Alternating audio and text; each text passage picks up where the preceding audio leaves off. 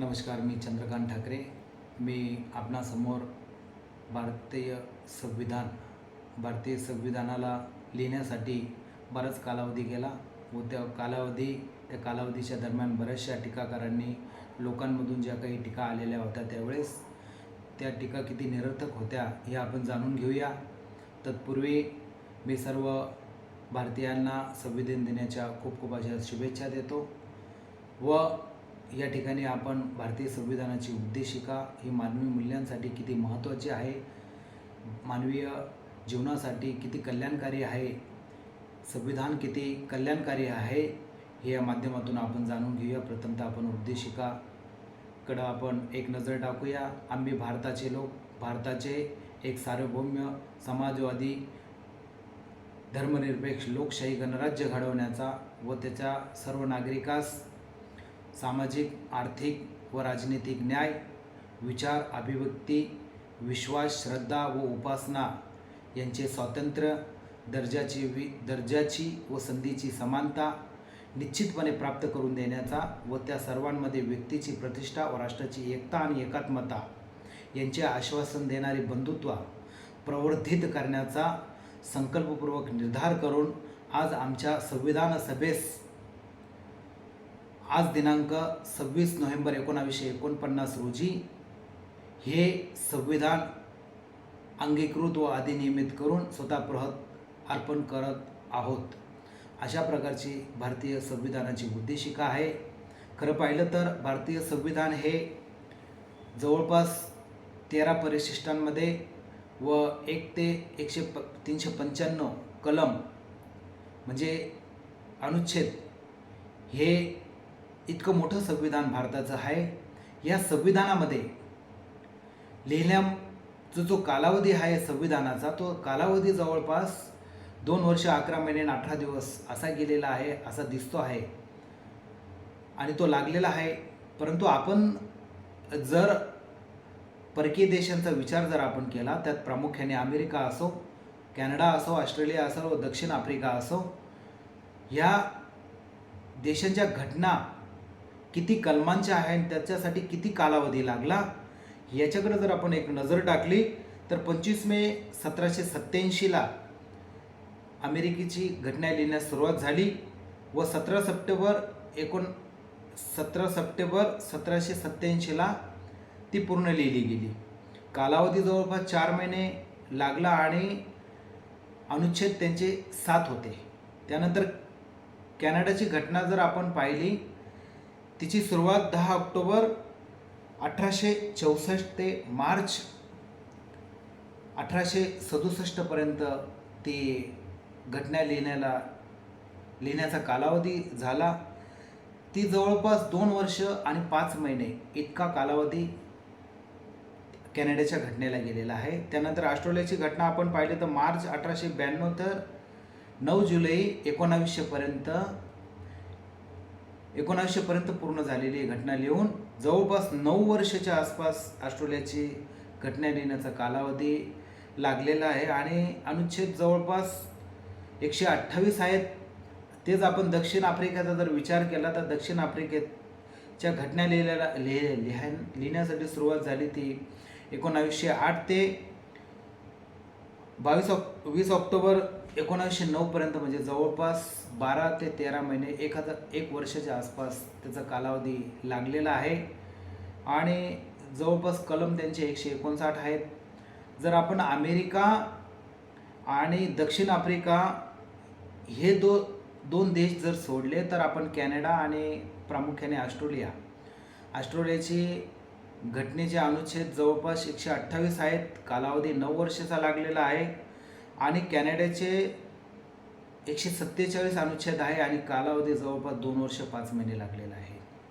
जर आपण सारासार विचार केला तर त्या मानाने भारतीय संविधान लिहायला खूपच कमी वेळेत भारतीय संविधान अतिशय चांगले आणि उच्च दर्जाचं आणि जगात सर्वात मोठं असं संविधान, सगळ्यात मोठं लोकशाही असलेलं संविधान हे भारतात लिहिलं गेलं आणि त्याचे शिल्पकार डॉक्टर बाबासाहेब आंबेडकर व त्यांचे सर्व सहकारी आहेत.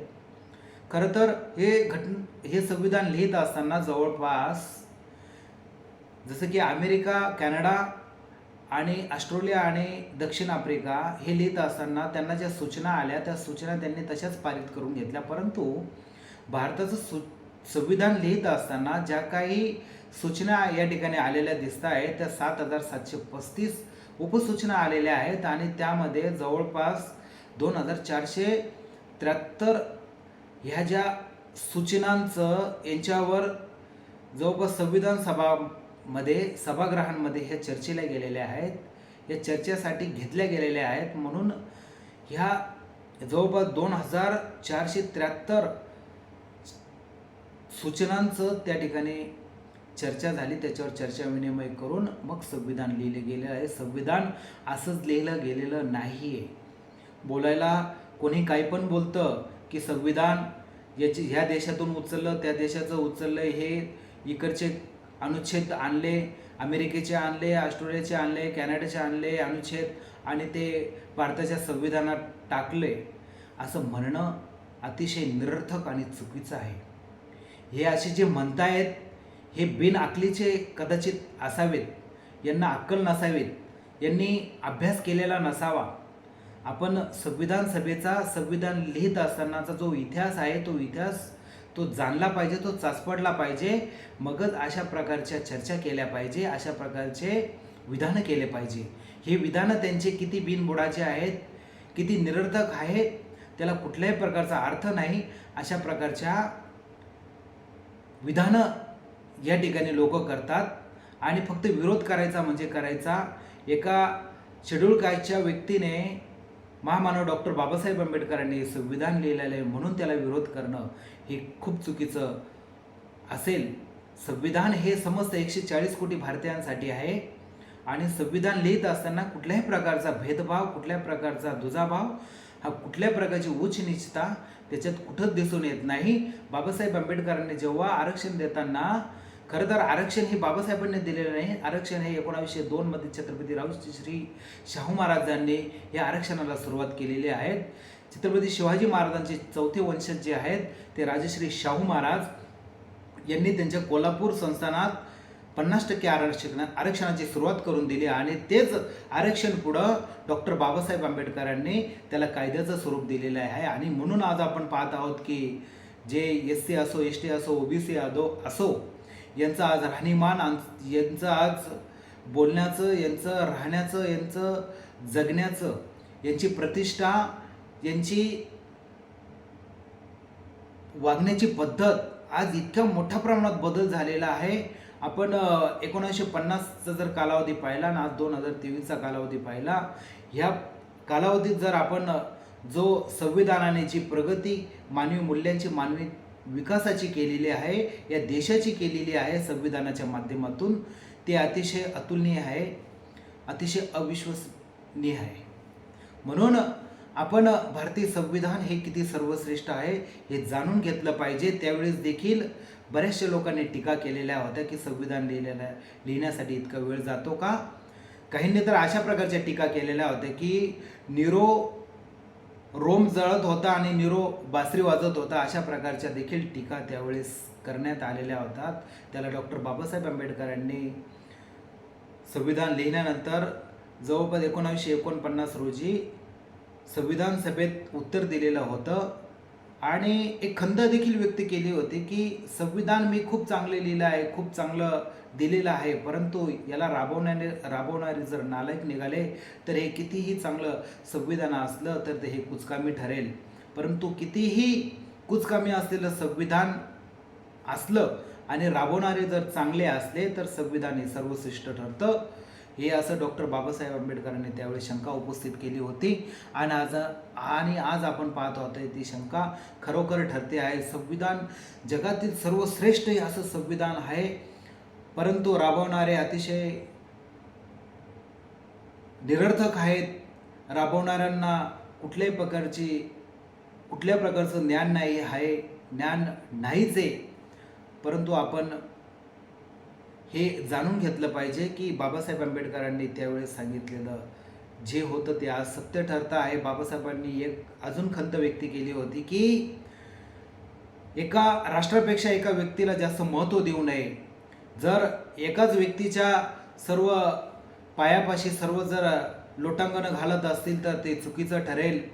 राष्ट्रहित मोठं आहे, राष्ट्र मोठं आहे, व्यक्ती हा खूप लहान आहे. म्हणून राष्ट्रहिताला अगोदर आपण प्राधान्य दिलं पाहिजे, व्यक्तिहिताला मुळीच प्राधान्य देता कामा नये, असं डॉक्टर बाबासाहेब आंबेडकरांनी ती खंत व्यक्त केली होती. आणि ती खंत आज तंतोतंत लागू पडते. आज अंधभक्त किती मोठ्या प्रमाणात एकाच माणसाचा उदय करताना दिसत आहेत. जे काही माध्यमे देखील त्याच एका व्यक्तीचा मोठ्या प्रमाणात उदय करताना आपल्याला दिसत आहेत. संविधान दिनाच्या मी आपणास खूप खूप शुभेच्छा देतो व आपण संविधान नक्कीच जाणून घेऊया. संविधानाची प्रत प्रत्येकाच्या घरात असली पाहिजे. ज्याच्याकडं नसेल कृपया त्यांनी माझ्याकडनं घ्यावी. मी त्यांना भेट म्हणून देईल, नक्कीच देईल. प्रत्येकाने ते संविधान वाचावं. संविधान आपल्या किती हितासाठी आहे म्हणून मी सगळ्यांना विनंती करतो व सर्वांना शुभेच्छा देतो. संविधान दिनाच्या खूप खूप शुभेच्छा व प्रत्येकाने संविधान आपल्या घरात ठेवावं, वाचावं. आपल्या हिताचं संविधान, आपल्या मौलिक अधिकाराचं संविधान, आपल्या मानवी मूल्यांच्या हिताचं संविधान हे प्रत्येकाने वाचावं, एवढंच या ठिकाणी मानतो. जय संविधान, जय भारत. नमस्कार, मी चंद्रकांत ठाकरे. धन्यवाद.